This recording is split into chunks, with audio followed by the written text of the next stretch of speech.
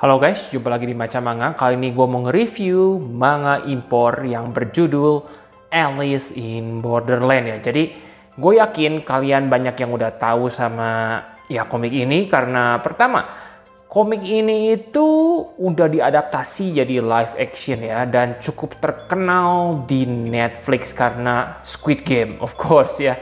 Padahal Alice in Borderland ini keluar lebih dulu, cuma ya mungkin orang-orang sebelum Squid Game kurang tahu komik ini, manga ini ya. Tapi setelah Squid Game ini jadi terkenal, ini jadi heboh sehingga si Viz Media itu memutuskan untuk mencetak manga ini ya. Dan sebenarnya jujur aja ya, gue juga kaget karena gue baru tahu ternyata MNC ini pernah nerbitin Alice in Borderland ini loh.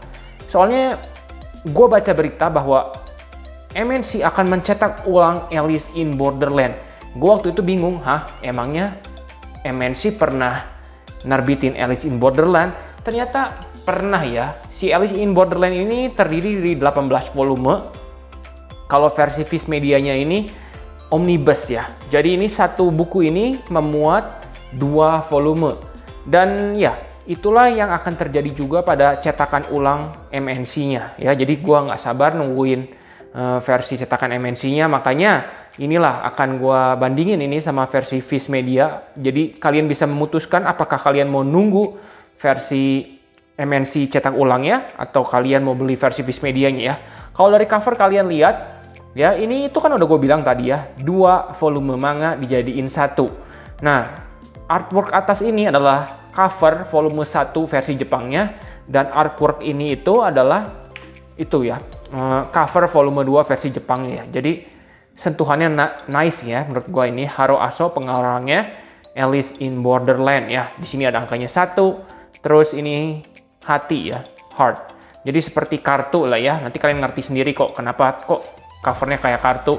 Mantap sih menurut gua covernya ini, artworknya bagus. Dan ini tuh covernya tuh kayak dove gitu, digabung sama kayak ada embosan mengkilap lah. Jadi menurut gua oke covernya, cuma nanti ada komplainnya. Ini tampak sampingnya ya, seperti kalian lihat tampak sampingnya. Prediksi gua sih ini nyambung ya. Jadi kalau disambungin 1, 2, 3, 4, 5 gitu, nanti ini akan ngebentuk kayak sebuah gambar sih menurut gua ya. Dari perkiraan gua ya, cuma gua nggak yakin juga sih. Oke, di bagian belakang kalian bisa, ini bagiannya mengkilap ya. Ini kalian bisa lihat baca rangkuman ceritanya, dan ada artworknya gitu di sini. Dan ditulis $20. Oke, $20 kalau kalian beli di Periplus Embroidery Book Depository. Ini harganya jatuhnya sekitar 320 ribuan deh. Oke. Tapi ada yang mau gue komplain ya, pasti ada yang mau gue komplain. Kenapa gue mau komplain? Karena biasanya Viz Media itu kalau nerbitin omnibus itu mantap ya. Contohnya, JoJo Bizarre Adventure. JoJo Bizarre Adventure ini hardcover ya. Harganya sama $20. Jadi ini gue bingung, kenapa ini nggak hardcover? Di dalamnya juga nggak ada halaman berwarna, tapi harganya 300 ribu. Memang kalau kalian bandingin sama komik Viz lain, ini bisa dibilang nggak mahal karena komik Viz yang individualnya itu sekitar 150-160 ribu. Jadi kalau dijadiin 2 volume sama aja 320 ribu kan. Dan buku ini juga lebih besar dibanding komik 1 volume terbitan Viz Media. Jadi sebenarnya kalau dilihat dari harga fair, cuma kalau dibandingin sama terbitan omnibus sebelumnya oleh Viz, gue sih merasa sedikit kecewa ya. Gitu. Oke, kenapa nggak hardcover? Tapi ya udahlah, gue sih ngerti ya, karena kalau kalian bandingin juga kayak JoJo, Fist of the North Star-nya punya Viz Media itu, dia itu nggak 2 volume ya, lebih ke 1 volume setengah lebih gitu. Jadi karena ini mutlak 2 volume, mungkin itu yang membuat harganya jadi lebih mahal gitu ya. Nah, itulah itu pembahasan mengenai cover dan ya komplain harga dan lain-lain. Sekarang kita masuk ke isinya ya. Jadi ceritanya itu sebenarnya cerita tentang, jadi ini nama karakter utamanya itu Arisu ya. Si Arisu ini adalah anak SMA. Dia itu kayak udah capek lah sama kehidupannya lah. bosen gitu, kok begini banget hidup. Ya biasalah, hampir semua anak SMA kayak gitu kok. Kebanyakan jadi kayak ya itulah remaja-remaja gitu lagi mencari jati dirinya gitu. Hingga suatu saat dia itu kayak setelah melihat kembang api, dia itu terbawa ke sebuah dunia, kayak terbawa ke masa depan.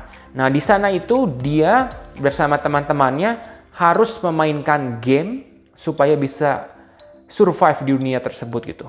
Oke, itu cerita intinya. Dan kalau masalah gambar sih udah gue bilang ya, ini gambarnya bagus. Si pengarangnya si Haro Asoyo ini jago ngegambar. Kalian gak usah ragu sama artworknya dia tuh ya. Gambar kotanya itu detail, gambar ininya tuh. Ini kan kalau pengarang manga itu sering motret ya. Terus potret dunia asli dijadiin latar belakang, ini tuh udah realistis banget gambarnya ya, bagus. Tapi ini kan mau dicetak ulang. Sorry aja ya, komik ini itu ada sebagian-bagian seperti ininya gitu ya, yang rada-rada terbuka gitu ya.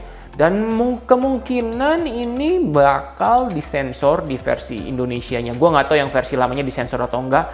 Cuma sih harapan gue nanti versi cetak ulangnya dimasukin ke penerbit Akasa, jadi sensornya nggak berlebihan. Itu harapan gue sih.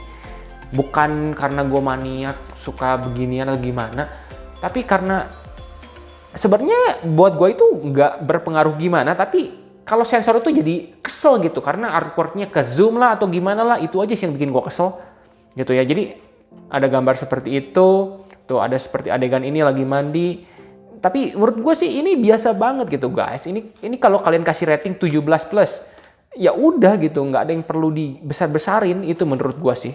Gambar itu bagus ya, karakter wanitanya itu cantik, karakter prianya itu keren lah pokoknya. Komik ini artworknya nggak usah diraguin deh.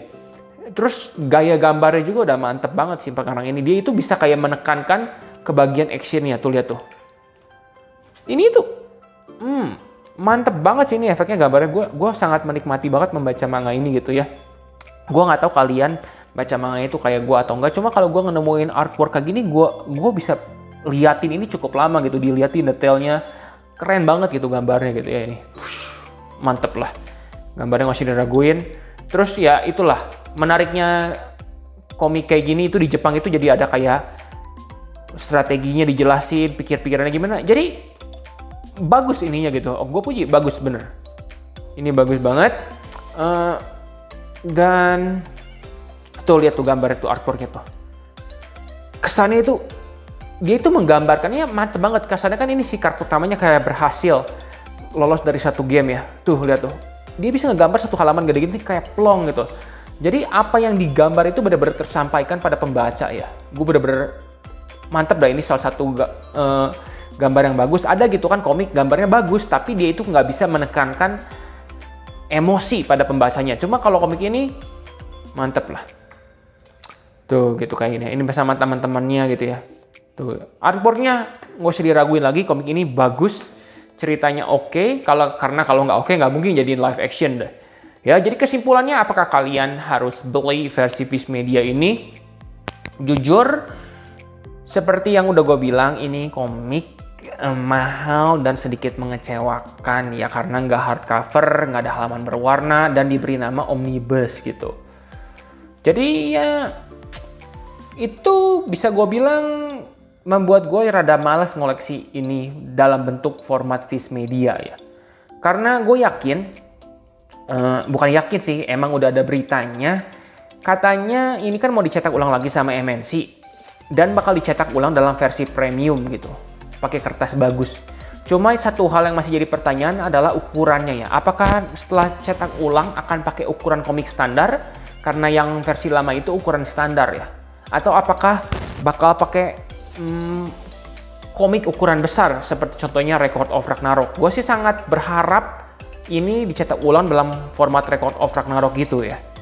Cuma kalau dijadiin format segede gini, mungkin harganya bakal jadi mahal gitu ya. Kasarnya komik 2-in-1 omnibus terbitan Alex atau MNC paling itu sekarang siapa ya? Shaman King lah. Shaman King itu 75.000 ya, dan ukurannya itu kecil, bukan segede Record of Ragnarok. Jadi kalian kebayang kalau dia ukurannya segede Record of Ragnarok, harganya bakal berapa kan? Mungkin bisa 80.000, dan mungkin mereka nggak bakal ambil resiko itu. Tapi menurut gue sih berharap mereka ambil itu ya. Jadi gue lebih prefer ini harganya jadi taruhlah 68-70 ribu. Dan ya itu, gue dapet ukuran segini. Soalnya artworknya ini bener-bener cakep banget guys, yang tadi udah gue kasih lihat. Jadi kalau lebih puas kalau bacanya ini gede gitu. Gitu ya. Alasan kedua kalian harus beli yang ini dibanding nungguin versi. Karena alasan pertama itu ukuran ya. Ukuran yang MNC itu masih belum jelas. Alasan keduanya itu adalah versi Viz Media ini jelas nggak bakal ada sensor. Dan versi MNC itu gue yakin lah gambar-gambar kayak tadi udah gue tunjukin pasti ada sensor-sensornya. Walaupun gue merasa itu nggak perlu gitu. Ya, jadi kalian kalau mau menikmati ini dengan tampilan besar dan tanpa sensor sih ya jelas ini yang Viz Media ya. Cuma gue sendiri, gue sih maunya koleksi yang MNC. Gue masih tunggu banget. Nanti ketika itu udah dicetak ulang, gue bakal bandingin lagi dengan komik ini ya. Gue review. Keputusannya itu bakal nantilah setelah yang MNC-nya bisa kita lihat apa sih hasil cetakan ulang MNC-nya. Cuma yang gue saranin sekarang adalah kalian jangan beli yang versi lamanya ya. Banyak yang jual di Tokopedia, harganya itu menurut gue itu udah nggak masuk akal ya. Harganya itu ada yang jual 1-18, 1 juta. Gue nggak bermaksud mengecilkan atau menghina sellernya, tapi gue ini lebih nyaranin ke bagian pembaca nih. Kasarnya kalau ini komik nggak diterbitin ulang, mungkin itu layak kalian beli. Tapi setelah dengar info cetak ulang, menurut gue jangan ya, karena jatuhnya itu bakal mahal banget. Ingat ya, ini itu bakal jadi versi omnibus di cetakan ulangnya ya. Jadi kalian bakal ada 9 komik yang kalian koleksi. Taruh aja harganya 80.000 paling mahal yang versi MNC. Berarti kalau kalian koleksi 9 volume itu cuma 720.000. Sedangkan yang dijual di Tokopedia itu 1 juta 18 volume dengan kualitas kertas koran, dan itu juga koleksi pribadi orang gitu. Jadi menurut gue sabar nungguin cetakan ulang atau nggak beli sekalian yang versi Viz Media. Itu aja sih rekomendasi gue buat kalian. Kalau dari segi cerita overall sampai titik ini gue kasih nilai 8 deh. Itu setelah game yang kedua. Di volume satunya sih mungkin kurang greget ya, tapi di volume 2-nya itu mulai menarik dan gue kasih 8 karena kelihatannya perkembangan ceritanya itu bakal menarik. Gue itu nggak nonton versi live actionnya ya, karena gue itu rada nggak suka nonton live action ataupun manga. Gue lebih seneng ngebaca gitu. Oke, jadi ya sampai sini aja deh ya guys ya review Alice in Borderland ini. Kalau ada pertanyaan silahkan tinggalin di komen. Dan menurut kalian kapan ya yang versi cetak ulangnya dicetak? Soalnya katanya mereka mau nerbitin ini tahun ini gitu. Gue sangat menanti-nanti komik ini sih ya. Oke, terima kasih dan sampai jumpa di video selanjutnya ya guys.